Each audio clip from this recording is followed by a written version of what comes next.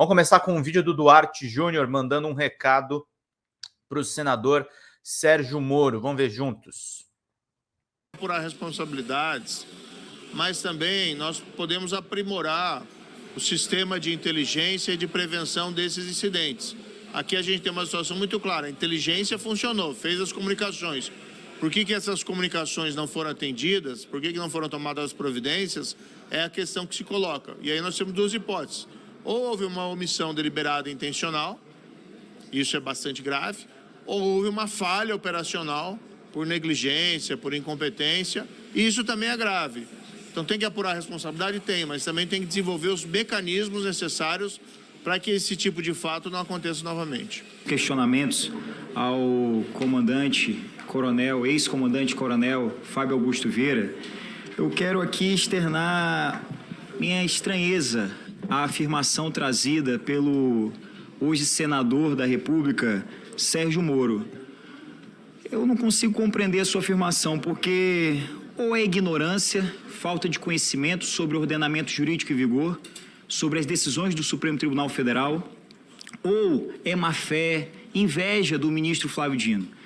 Porque o senador afirmar que, quando foi ministro da Justiça, utilizou a Força Nacional e não há nenhuma implicação, não há nenhuma consequência jurídica, se a Força Nacional for utilizada sem anuência, sem a concordância do governo estadual, no caso aqui do GDF, é um absurdo jurídico. Só pode ser ignorância, falta de conhecimento ou inveja do ministro Flávio Dino.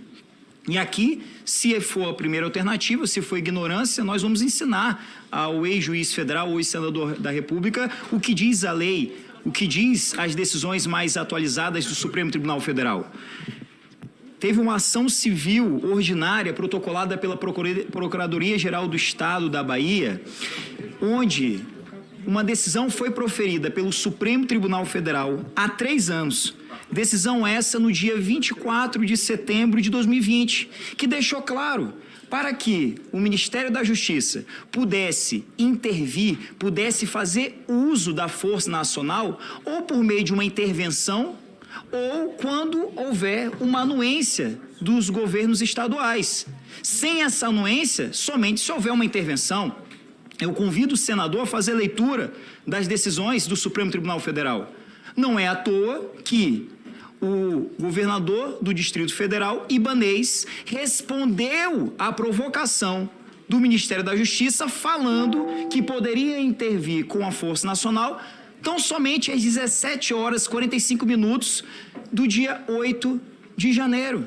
Se o pedido do Ministério da Justiça, se a colocação à disposição do Ministério da Justiça da Força Nacional fosse inócuo, desnecessário, não haveria de ser do governador Ibanez aceitar a intervenção, a utilização da Força Nacional. Então, eu trago aqui essa questão de ordem para trazer a verdade aos fatos. Ninguém vai conseguir investigar se posicionando como um mentiroso ou como um oportunista jurídico. Essa é a verdade dos fatos, e isso é o que diz a lei, e isso é o que diz a posição atualizada do Supremo Tribunal Federal em nosso país. É tão importante respeitar as decisões que eu parabenizo Vossa Excelência, senhor presidente, porque eu li a decisão do ministro Zanin e, de fato, eu nem questionei.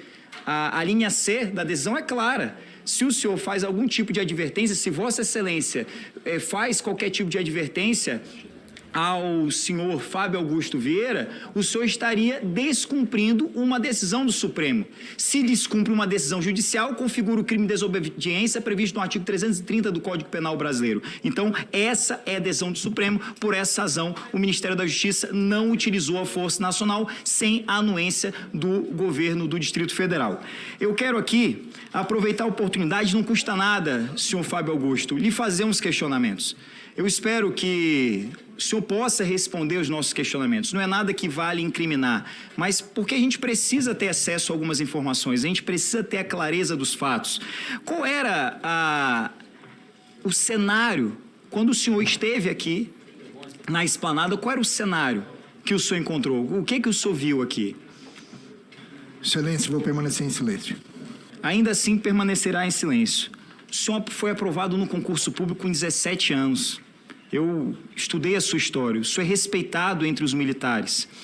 E é por essa razão que eu peço ao senhor que aproveite essa oportunidade e responda, assim como foi na CPI da Câmara Legislativa aqui do DF, para que a gente possa, de fato, ter acesso às informações que o senhor sabe. O senhor pediu reforço, o senhor pediu ajuda a alguém, pediu reforço para poder combater os atos no dia 8? Excelência, pelas razões já mencionadas, vou permanecer em silêncio. Consequentemente, não tem como responder a quem pediu reforço. Permanecerei em silêncio. Nesse caso, senhor presidente, eu sigo aqui para a segunda parte dos meus questionamentos em razão do silêncio do senhor Fábio Augusto Vieira. Eu lamento muito, pois essa era uma oportunidade da gente esclarecer muitos fatos. Aqui todos estão vendo. Não existe depoimento com maior visibilidade do que esse aqui. Eu respeito o seu direito, a orientação do seu advogado, a decisão do Supremo Tribunal Federal, mas reflita sobre a oportunidade que está diante da sua possibilidade de fala, de esclarecer esses elementos. Aproveito aqui o tempo, senhor presidente, para ainda, na questão de ordem levantada, trazer o depoimento do senhor Fernando de Souza Oliveira. O senhor conhece o senhor Fernando de Souza Oliveira? Já ouviu falar dele? Ou também não vai responder? Permanecerei em silêncio. O senhor Fernando de Souza Oliveira, ele era adjunto do Anderson Torres, que foi ministro da Justiça e foi secretário de Segurança do DF. No termo de declarações à Polícia Federal, o Fernando de Souza Oliveira, ele fala o seguinte, senhor presidente, que por volta das 12 horas do dia 7 de janeiro de 2023, recebeu uma mensagem do secretário Anderson Torres determinando ao declarante que entrasse em contato com o governador Ibanez. Que o governador Ibanez ligou para o declarante por volta das 13 horas, determinando que recebesse os pontos focais do Ministério da Justiça para uma reunião. Que durante a reunião ficou estabelecido junto ao Ministério da Justiça que a Força Nacional ficou responsável pela segurança, frisa-se, do Palácio da Justiça e da sede da Polícia Federal. Veja, além da decisão do Supremo, que já está em vigor há 3 anos, do dia 24 de setembro de 2020, esse plano de ações de segurança está aqui claro, confirmado em depoimento público à Polícia Federal pelo adjunto do Anderson Torres, o Fernando, que a Força Nacional só poderia agir no prédio do Ministério da Justiça e no prédio da Polícia Federal. Ora, é por essa razão que a Força Nacional não pôde contribuir com a segurança aqui na esplanada.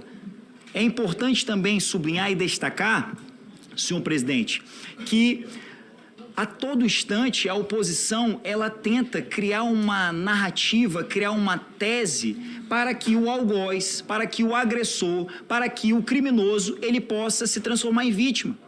Tal qual um estuprador tenta, em sua defesa inócua, em sua defesa totalmente descabida, alegar que praticou um crime absurdo, um crime horrendo, pelas vestes que a vítima estava usando, pelo decote, pela saia. Isso é um absurdo.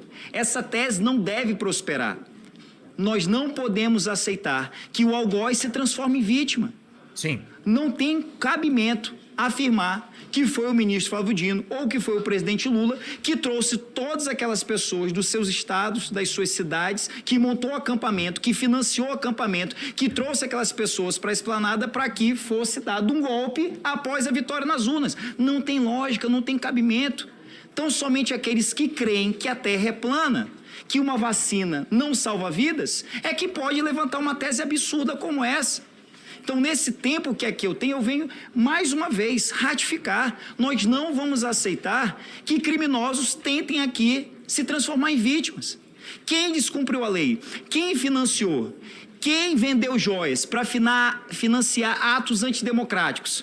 Quem desviou recurso público de empresa madeireira contratada pela Codevasp para poder financiar acampamento, para poder garantir alimentação para aqueles que lá estavam acampados, para garantir o traslado daquelas pessoas das suas cidades, dos seus estados? Quem utilizou rede social para poder mobilizar essas pessoas e colocar na cabeça delas quase como uma lavagem de que elas vindo para cá, elas poderiam dar ao então presidente, ao ex-presidente Jair Messias Bolsonaro, as condições para uma GLO, as condições para um golpe de Estado?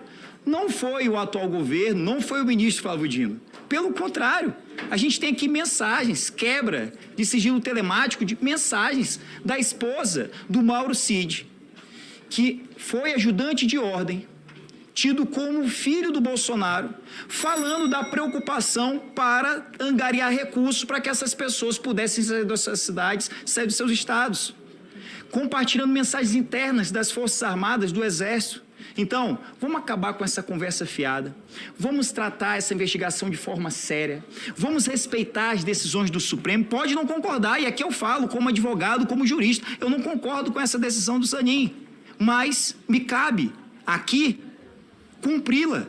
Se eu desejar questioná-la, depois eu entro com embargo, eu uso o meio jurídico adequado. Agora, não vem aqui levantar tese que não tem cabimento jurídico, não tem cabimento fático para tentar transformar um algoz, transformar um criminoso numa vítima. Nós não vamos aceitar, nós não vamos anistiar aqueles que financiaram, instigaram, de algum modo, os atos do dia 8 de janeiro.